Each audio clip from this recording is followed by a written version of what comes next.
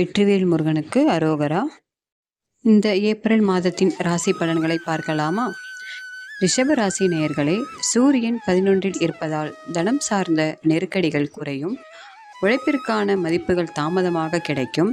14/4/2025 முதல் சூரியன் 12இல் இருப்பதால் பேச்சுகளில் பொறுமையை கையாளவும், முதலீடுகளில் தொடர்பான செயல்களில் ரகசியமாகவும் காக்கவும்.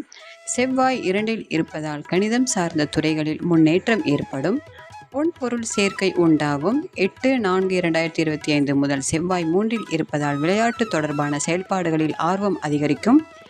கணவன் மனைவிக்குள் அந்யோன்யம் பிறக்கும். புதன் 10இல் இருப்பதால் பயணங்கள் மூலம் ஆதாயம் மேம்படும். 10/4/2025 முதல் புதன் 11இல் இருப்பதால் பொது காரியங்களில் ஈடுபாடு உண்டாகும். எதிர்பாராத சில வரவுகள் மூலம் சேமிப்புகள் அதிகரிக்கும்.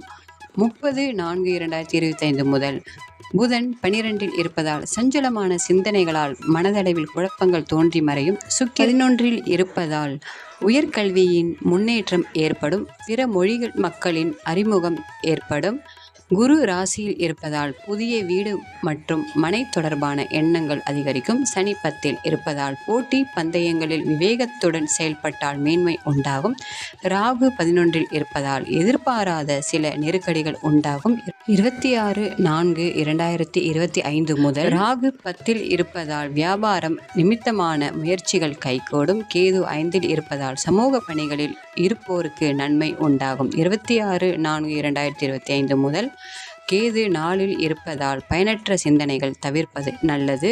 வழிபாடு: நாகதேவர்களை வழிபட முயற்சியில் இருந்து வந்த இடையூறுகள் விலகும். இந்த தகவல் உங்களுக்கு உபயோகமாக இருக்கும்னு நினைக்கிறேன். இந்த வீடியோ பிடிச்சிருந்தா என்னோட சேனலை மறக்காமல் சப்ஸ்கிரைப் பண்ணுங்கள், லைக் பண்ணுங்கள், ஷேர் பண்ணுங்கள். வெற்றிவேல் முருகனுக்கு அரோகரா.